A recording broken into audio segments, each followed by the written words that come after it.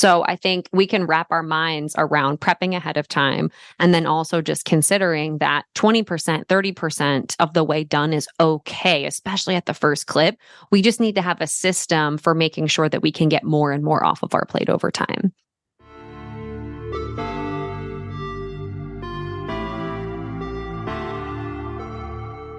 Welcome to the Mompreneur Life Remix podcast, where you will learn how to remix your mompreneur life so that you can win at work without losing yourself in the process.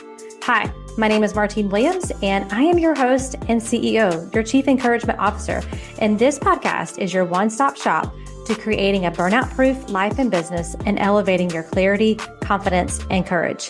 Friends, it's time to say goodbye to being the yes girl and hello to creating healthy boundaries, healthy mindsets, and healthy habits. Your next breakthrough starts here. This is the Mompreneur Life Remix podcast. Let's do this. Well, happy Thursday, friends. I am really excited to introduce you to a Turquoise Talk guest, Alyson Caffrey. She is a small business operations strategist, bestselling author, and founder of Operations Agency. Alyson is best known for helping streamline the back-end ops for a multitude of brands and using her Operations Simplified framework to unleash the power of small teams. She left the board meetings consulting 8-figure companies on their operations to serve parentpreneurs. Y'all know I love a play on words, running small businesses. Alyson believes that if she can return fulfilled founders back to their families, she can generate a much larger impact in the world. Alyson is committed to using her experience growing businesses and streamlining operations to help parentpreneurs kid-proof their businesses and live family-focused lives. Whether navigating a new baby, managing the chaos with the young kids, or simply making sure your front row at the wrestling matches, Alyson helps create businesses that give time back to our family, not the other way around. Amen. Alyson is a mom of 2 young sons. Yeah, it's crazy, and enjoys spending her time at home with growing her family. She's a fellow boy mom, just a really great conversation. And you can tell just by the way she talks, like this is her area of strength, systems and strategy and operations. And so if this is something you're struggling with, whether it be operations in your home or operations in your business, she is going to be someone you're going to want to reach out to. So without further ado, let's do this. Well, hey friends, and welcome back to the Mompreneur Life Remix podcast. This is Martine Williams, your host, your CEO, your Chief Encouragement Officer. And today we have another phenomenal Turquoise Talk guest, Alyson Caffrey. Am I saying that right? I didn't ask you ahead of time. Okay, good. So thank you so much, Alyson, for taking the time to come and talk to this audience. We have lots of great things to talk about, and I can't wait to dive in. So thanks so much for coming on the show. Oh, thanks for having me, Martine. I'm really excited to chat with you today. So tell us just a little bit about you. I'm just meeting you. You know, I've seen social and things like that, but just tell us your story, like your family, where you live, and how you became a mompreneur. Yeah, totally. So I have had my business Operations Agency for 6 years, which is actually crazy to say out loud. I feel like it's been an eternity and also a blink of an eye at the same time. Mm-hmm. I've got 2 little boys at home. Frank, my older, is 3 years old, and my younger son, Jack, is only 19 months. So things are crazy around here. We are, handing our kids toys, and they feel it's super exciting to just bang them together at this stage in life. So our house is very noisy. Our day to day is very, very chaotic at times. And it's also really sweet because the kids are still doing lots and lots of firsts. Yeah. Everything feels very exciting. But my professional career kind of coming up and growing Operations Agency over the years really was rooted in operations strategy for small business owners. When I was just out of school, I was hired into a business that had big plans to grow in multiple different fields and in different spaces, different markets. And I was operations manager of that company. And I remember there was a time when that kind of point in your life where, my husband was in the military at the time, we were moving, and we really were in a position where we needed to kind of reevaluate and reassess what was happening in our life. And we were like, what a great opportunity to kind of take this, move as a fresh start. So I actually didn't think I was going to start a business, just like probably a lot of moms listening. They're probably like, wait, I had no idea that this was going to be my path.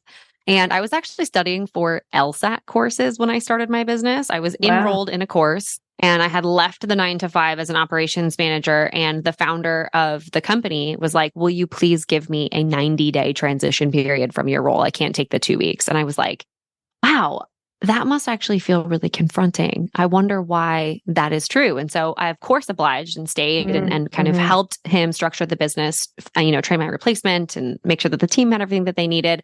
And then I started thinking, well, what is different about other businesses or what was different about this business before I did all this stuff, right? It was really dependent on me. We had no, formal systems in place. It was just kind of all in someone's brain, i.e. mine, as I grew the team and was leading the team and kind of being the representative of the founder, of the CEO.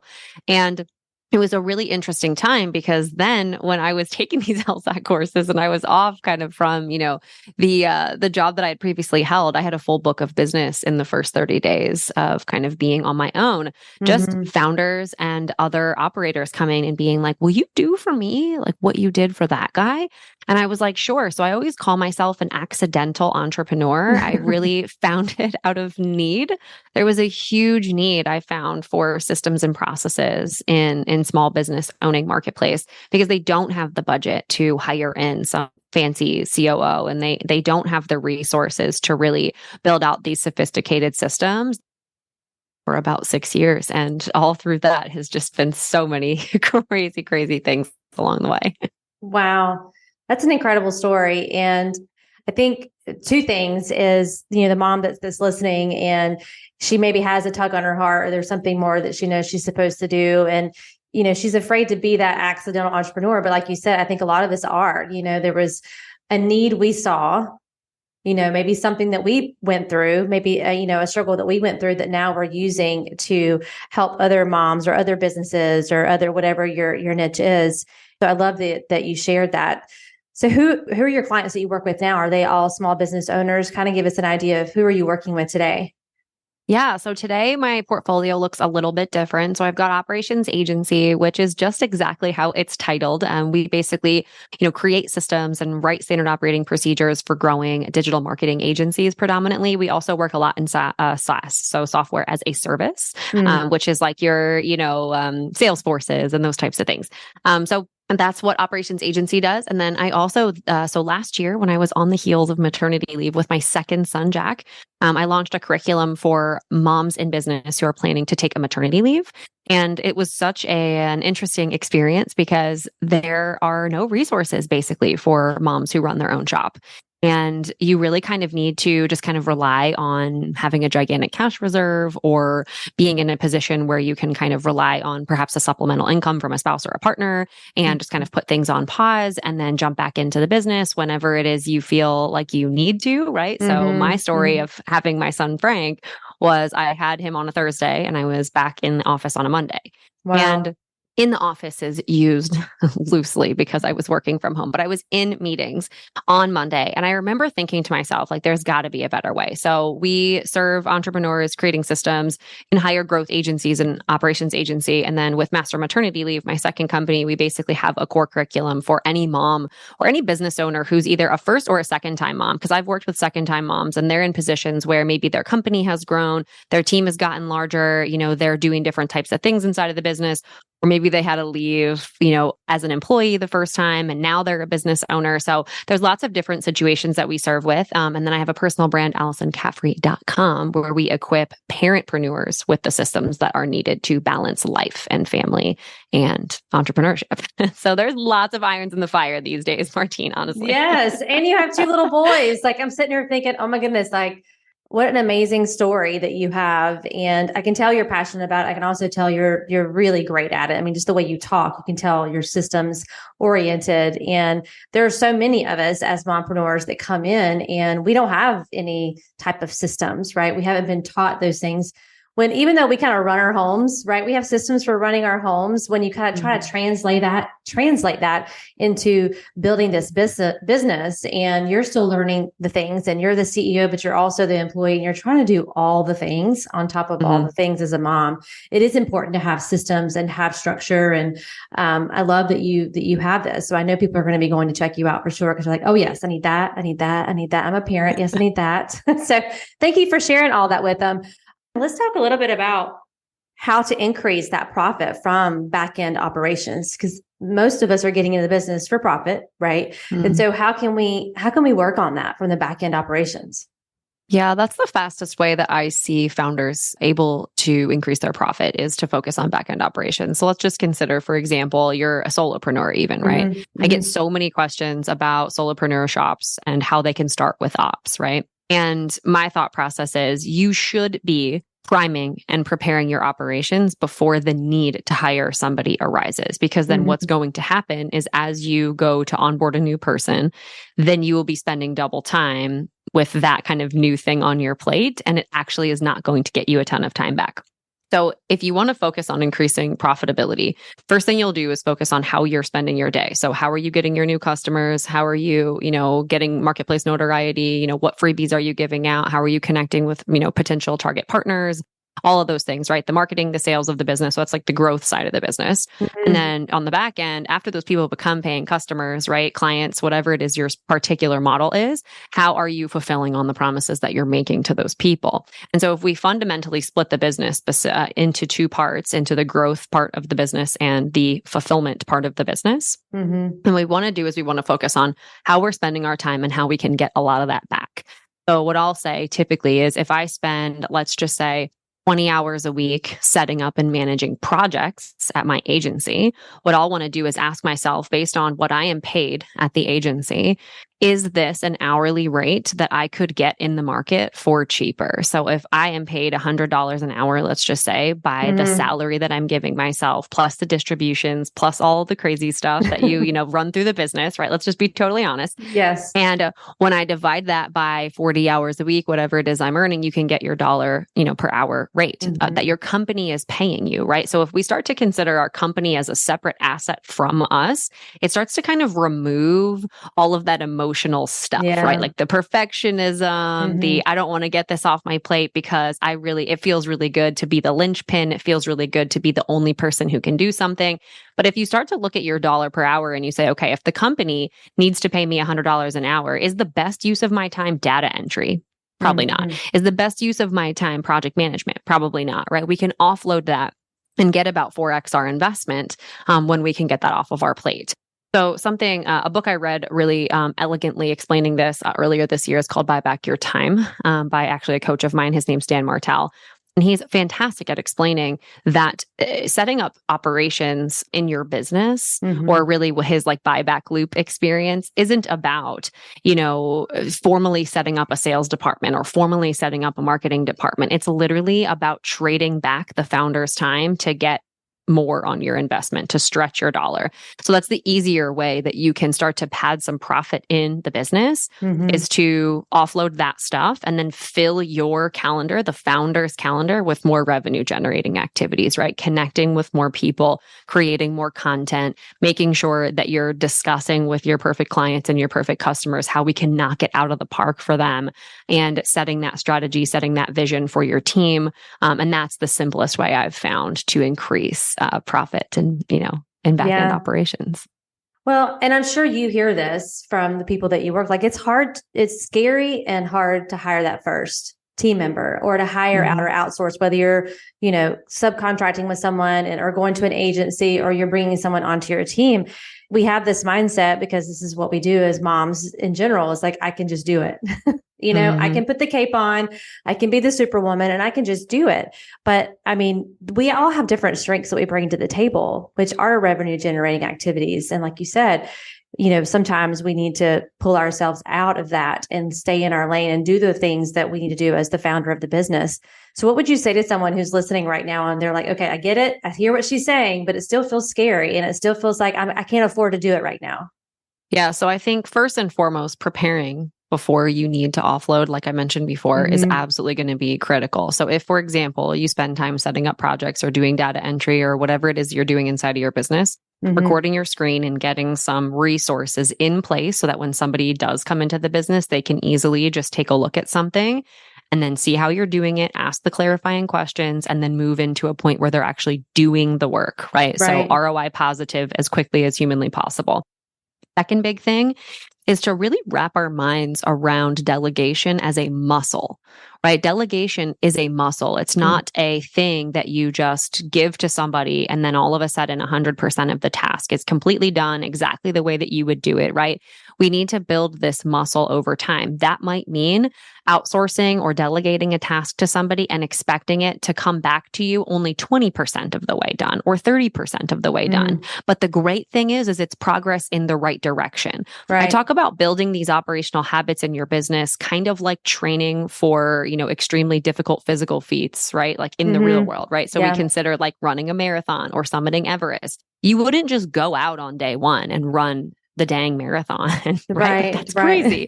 And so we expect that of ourselves, right? These high performing moms, and I know because I'm guilty of this, I've done this for years, is I'll finally wrap my head around what I want to get off my plate. I think I've put everything together that I need. I'll send it off and then it comes back and it's not what I expected. So then I'll shut down. And I've had moms do the same thing and just completely say, well, this doesn't work. Instead of asking ourselves, how can I become better at offloading this task, right? It's not about the person. It's not about the delegation system. It's about what you've done to prepare.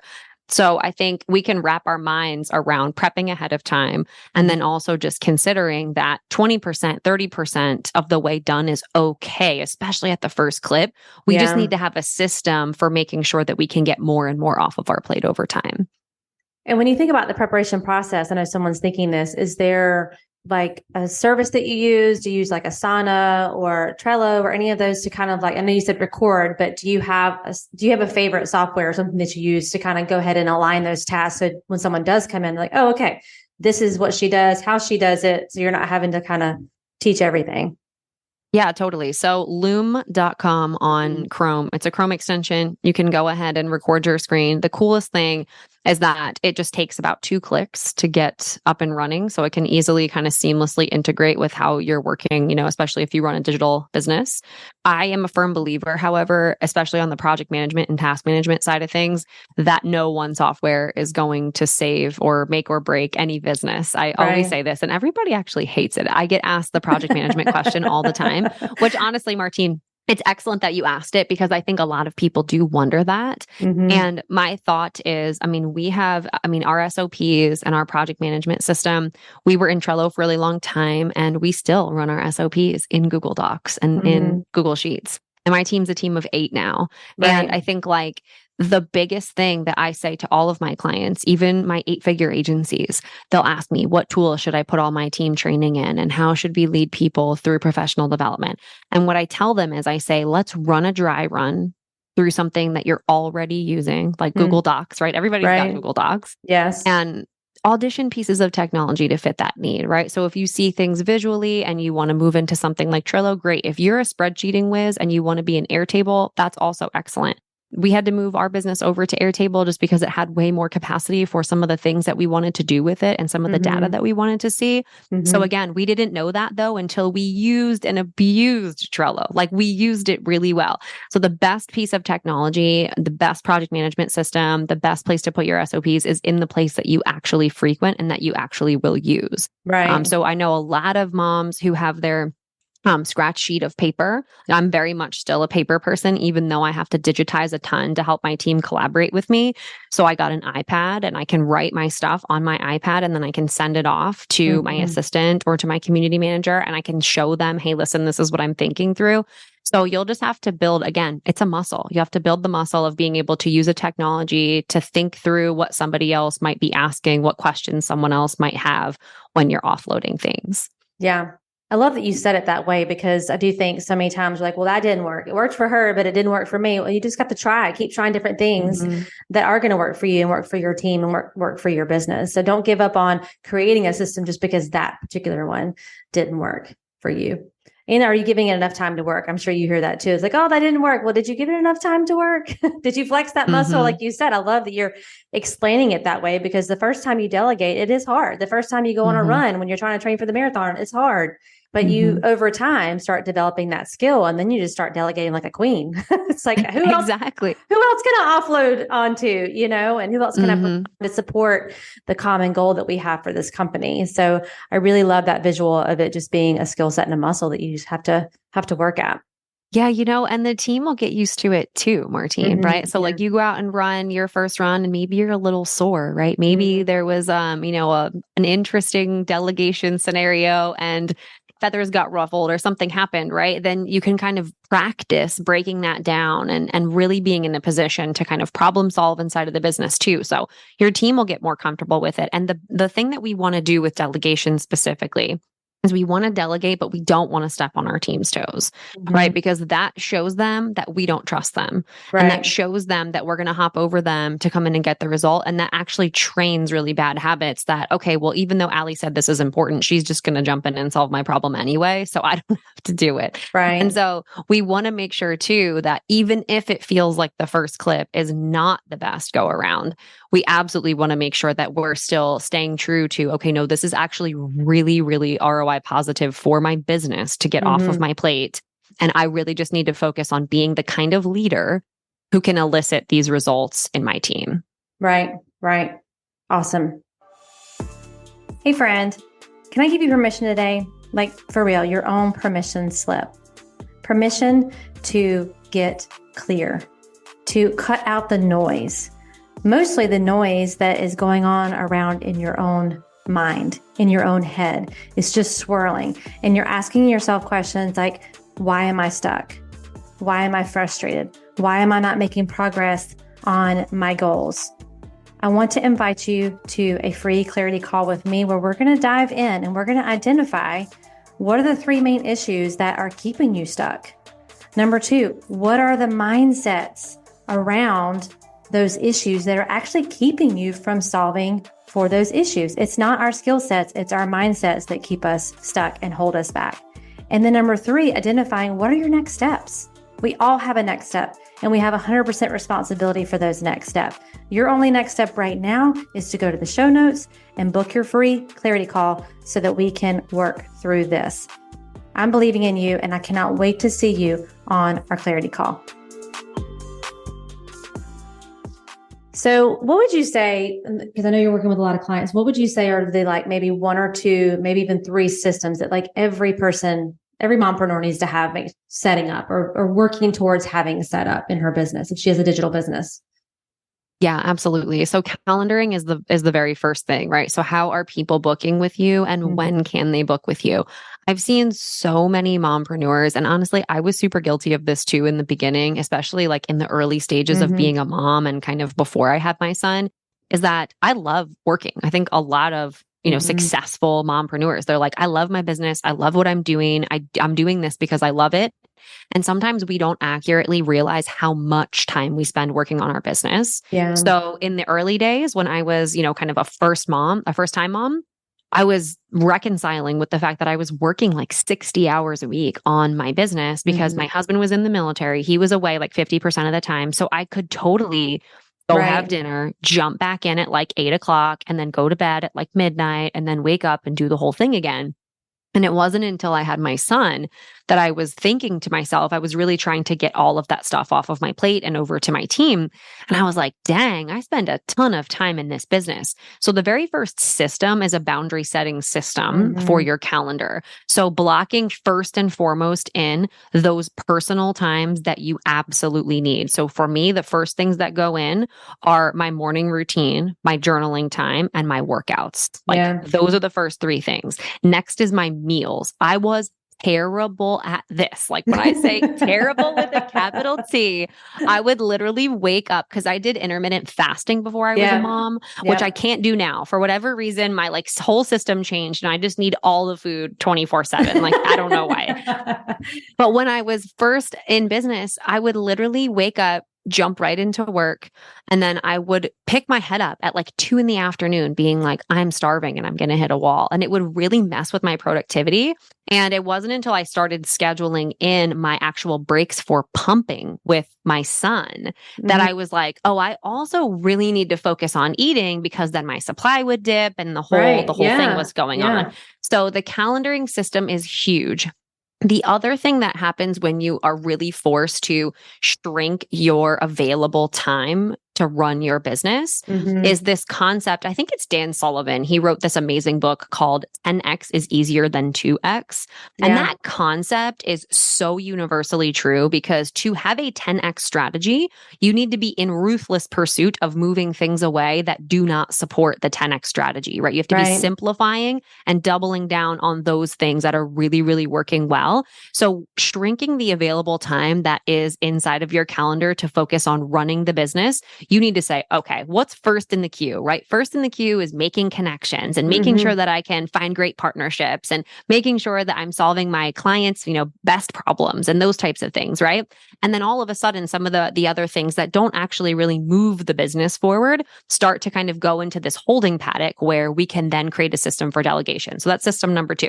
Yeah. What is our system to assess what's currently on our calendar or currently on our plate within that kind of boundary that we've already set for ourselves that isn't bringing the business an ROI from a market perspective, right? So am I paying myself $100 an hour, $120 an hour to manage projects when I could bring a really great project manager in who probably will do it better than us for about $40 an hour, right? So that's system number 2. System number 3, I find is just probably the most unlocking system in terms of just like peace of mind for moms is an onboarding process for either if you want to pick, if you're like in a high growth stage of hiring, for hiring new team members onto your team, or if you're in a high growth stage of bringing on new customers, the customer onboarding is going to be huge because I know in the beginning of my business, when I was working one-on-one, there was this like voice in the back of my head whenever I was talking to new prospects, even if I knew that I could totally knock it out of the park for them and we could crush the project together, there was this little voice that was like, Allie, if you sign this deal, it's going to be like hours and hours and hours of your time. And you're going to need to make sure that they get onboarded immediately and you get the agreement signed and all the stuff. Right. Because there's like the waterfall of things, right? When you work with clients that needs to happen afterward. So really focusing on getting some support there administratively so that you can just focus on the strategic efforts to onboard new clients, making sure they feel warm and welcome and that they understand what their specific path looks like.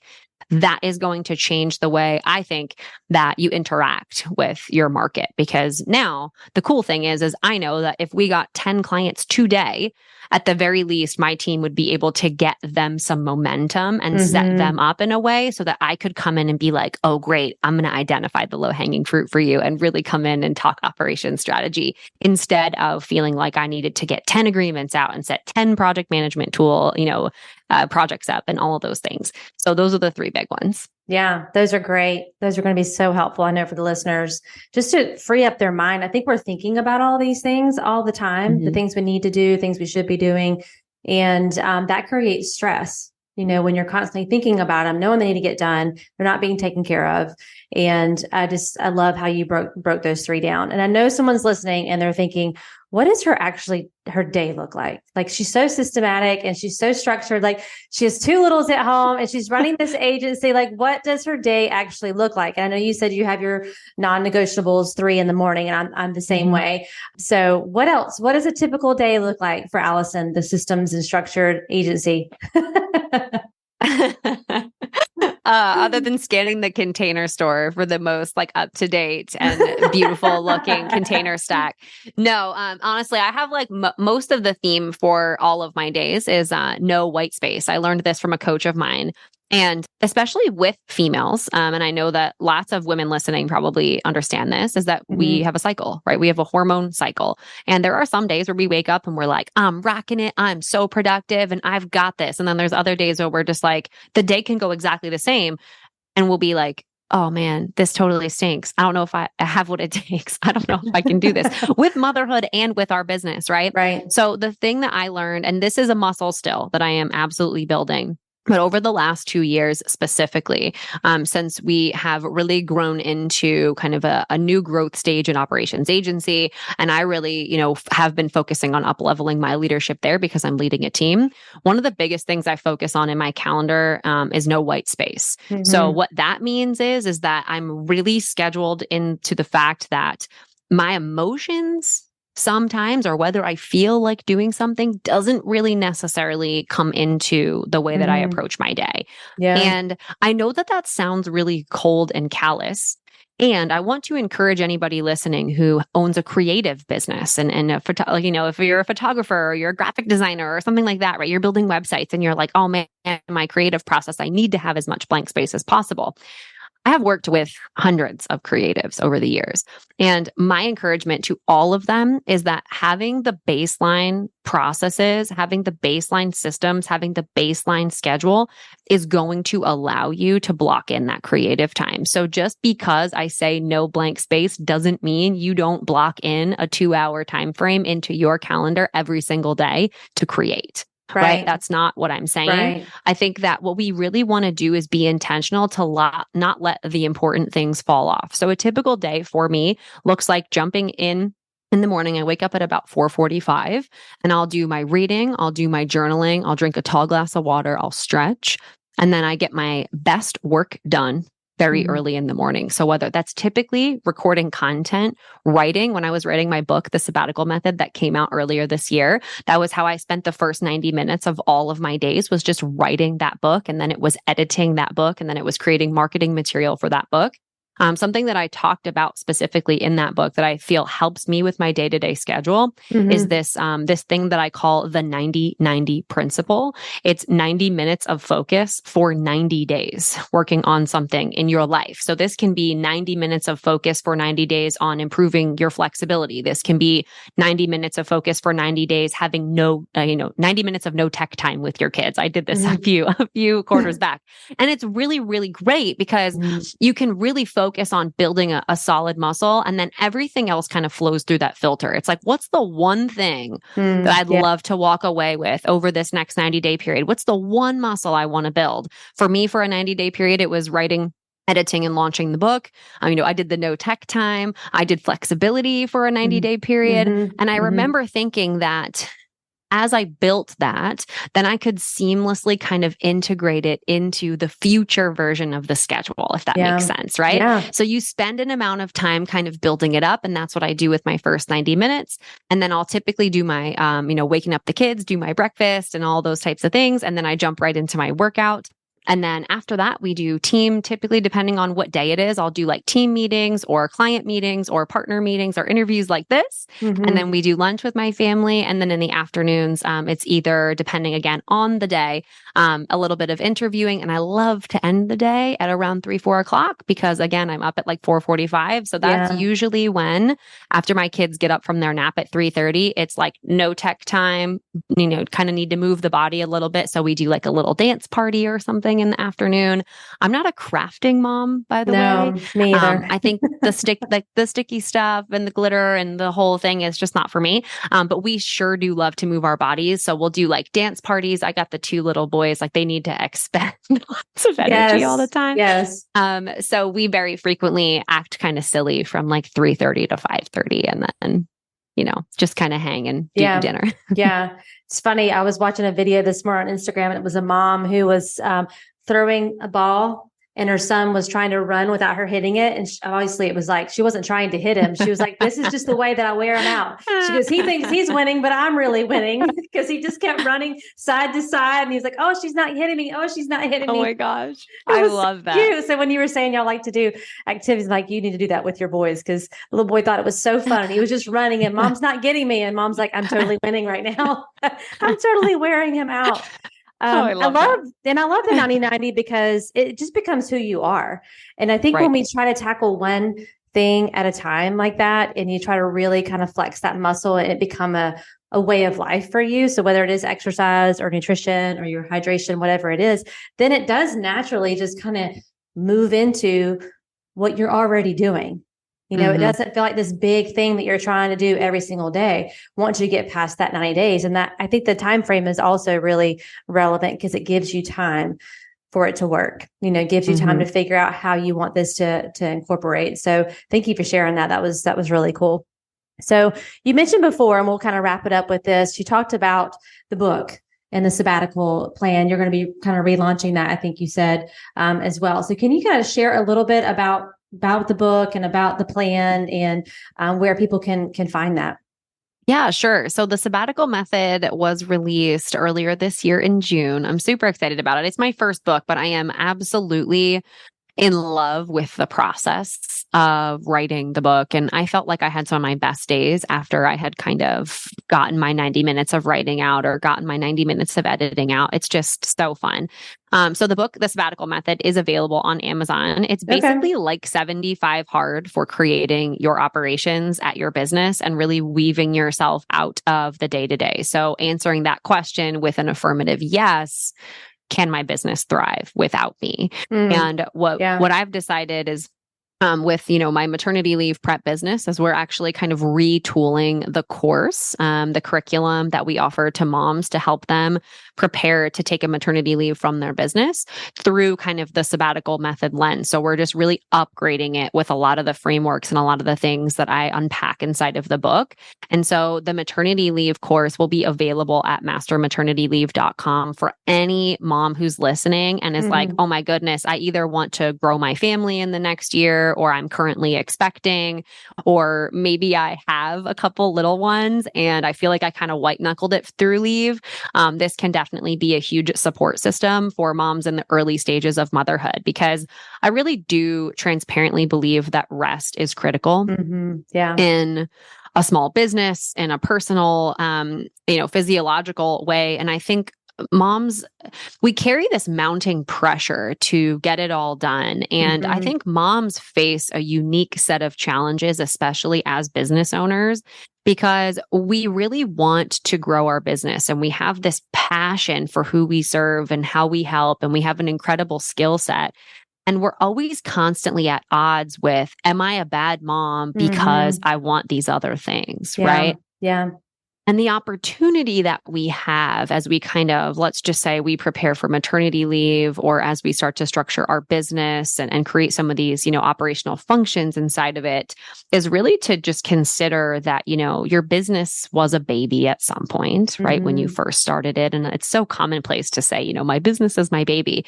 But when does your business become a capable adolescent? Like, when can it learn to tie its own shoes and get itself a snack? And then when does it become a thriving adult, right? When is it creating available assets and improving people's lives without you even being there, without you even touching it? And whether you're building a lifestyle business that you plan to run forever and leave to your family, or whether you're building a business to exit, those two things are definitely involved. Operations are involved. They're just critical. And I know so many women who just are, reluctant to offload, and they're reluctant to, let's just say, have somebody else cook their family's meals or have somebody else come in and clean the home. And there's so much negative talk and self-pressure. But the thing I love about business owning moms, about mompreneurs, is that we can redefine that category of motherhood and what it takes to be a good mother at any time. There is no rubric, and let everyone else kind of subscribe to the same things. Let everybody else decide whatever it is that they feel like is what it takes to be a good mom. But I think as rule breakers, as business owners, as founders, as people looking at, going out on their own and starting their own business, we fundamentally don't really operate by the same set of rules as everybody else. Or mindsets. We have totally different mindsets. We're kind of crazy people over here in the entrepreneur world. And defying the odds every day, right? Yes. I mean, year, 1% of businesses are supposed to have made it, right? And that number is increasing, thankfully, just due to the amount of resources that now small business owners now have. But I mean, it's crazy how many times we defy the odds all the time. And even just look at mompreneurs' schedules. I mean, for goodness gracious, we're doing so many things. Yeah. But the fact of it is I think we put, again, a lot of pressure on ourselves. And really what we need to do is just be more understanding, more supportive, spend more time with our families, right? Use the vehicle of our business to be more present with our family. Maybe not making the most perfect meals, maybe not having the most spotless house, but definitely having the most quality time and the best legacy to leave our kids of this amazingly thriving business. Yeah. Yeah. So many good points. I remember dealing with mom guilt early on in my career, and realizing that I just needed to have a conversation with my kids and just find out what's really important to them. I had the I had what I had. I had what I grew up with, right? As the standard and the expectation. My mom worked 9 to 5 and she had dinner on the table every night at 6 o'clock. Like, and I mean, like not a casserole. She had the meat and the starch and the veggies and all of that. And so in my mind, that was what I needed to be, for my kids. And I mean, I appreciate that. And I'm still like, Mom, I don't know how you did all that because I don't work a 9 to 5. I mean, I have the flexibility in my schedule to do that, but I don't really love to cook. So that was also going against me, but actually sitting down with them and asking them, like, is it important that the meal is cooked by me, or is it just important that we get around the table, every night? And they're like, Mom, I mean, we don't really care. Like, it's not that they really don't. And so I was putting all this pressure, like you said, on myself to live up to that expectation. And listen, there are moms that are listening that you love cooking and you love creating those experiences for your kids and you love doing crafts and glitter and all that stuff. You do you. But it's when we get in that trap of comparing what we see this mompreneur doing with how, we're doing, and we're seeing the highlight reel. We're not seeing what's going on behind the scenes. And we just don't know what she enjoys. She might really love doing that. But if you don't, you can have the freedom and the flexibility to ask your kids what's really important to them. Ask your spouse what's really important to them. Do you have to be at all the practices, or do they just want you there for the games? And I just think that's really important. And my kids are 16 and getting ready to be 16 and 18, 19. Oh, so they're different. Like, I remember when my kids were your age and I was working around nap times and in the nooks of crannies of time. I remember thinking, if I just had this big block of time, I would be more like her, fill in the blank with whoever that name is. And really, we know more time doesn't mean more productivity, but we just have to learn to not compare ourselves and really just have those honest conversations with ourselves and also with our kids. And those are the most important to us because we put so much undue pressure on ourselves to be all things to everyone except for ourselves. And that's when burnout comes in. That's when we start resenting our businesses instead of enjoying our businesses. That's when we're just ready to throw the towel in because this is not how it was supposed to be. Right. Yeah.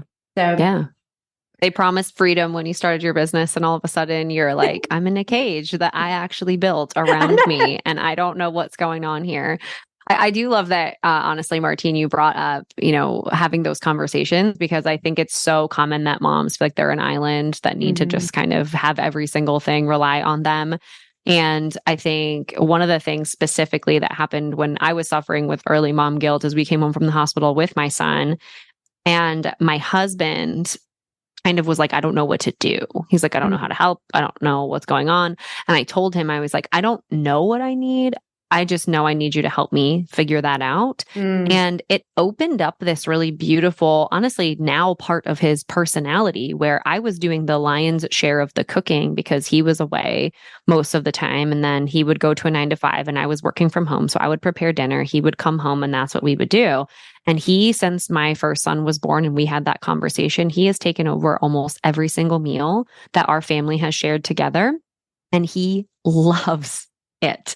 Like, loves it, has leaned in, has like really improved our diet, has like improved all of our inflammation, I joke that I have a personal nutritionist living with me and it's incredible. And, I started feeling too, as I was releasing that, I was like, did I love cooking or did I think it was just something that I had to do? Yeah. And so I'm reconciling with the fact that it felt like it was just something I had to do in the early years of my marriage. And it's so funny that sometimes when we release something, not only do we kind of relieve the pressure of doing that thing on our own plate or our own schedule, but we also give the gift of something that somebody else really, really loves doing. Yes, for sure. Gives them that opportunity to serve and to do the things that they love. But sometimes as high achieving moms, we're control freaks too, right? And we want to be in control of everything and no one can do it like us. And I remember early on with our kids, like I knew that there were certain things that I was going to do different. I was going to, I was a nurse mine, so he couldn't do that for me, but how he changed the diaper and how he, gave him a bath, like how he emptied the dishwasher. Even when I was teaching these things to my kids, they're not going to do it the same way I'm doing it, but done is better than perfect. And you can't do it all. You think you can, but you shouldn't do it all. There's plenty of people in your home that can support you for free with your little kids. If they can run a phone or an iPad, they can definitely run a dishwasher and they can definitely push a broom. So for those of you like, I can't afford to hire out help or delegate and all, a cleaning person, you probably have some living in your home that can help. You just have to be willing to communicate that out, what you need. Well, this was a really great conversation. I feel like we could talk for another, 30 minutes on this. So maybe we'll have you back on the show, but we'll put the links to everything that you talked about in the show notes. But how is the best place for people to connect with you? Yeah, absolutely. So I work all day setting up systems for entrepreneurs. I work a lot with parentpreneurs these days. So if you're struggling with those systems, you can DM me on Instagram at Alyson Caffrey for my checklist to kid proof your business. And just like when we invite a new kiddo into the home, we put all the covers on the light sockets and all the things to protect our kids from getting hurt, in the home. We can do the same thing in our business to make sure that it doesn't take all the time away from our family. So send me a message. I love to connect with people. So that's absolutely the best way to connect with me. And yeah, I'm just so excited that you had me today, Martine. And I also loved our conversation. Yeah, it was really great. Really great. All right, friends. Well, we will catch you on the next episode. And you know that I'm believing in you always. Well, that's a wrap, friends. Thank you for tuning in to today's episode. I really hope it met you right where you are and gave you some encouragement for your day. Could you do me the biggest favor and leave me a rating and review? Seriously, it's the best way for you to support the show. And while you're there, be sure to follow the show so you never miss an episode. Thanks again. And until next time, I am believing in you always.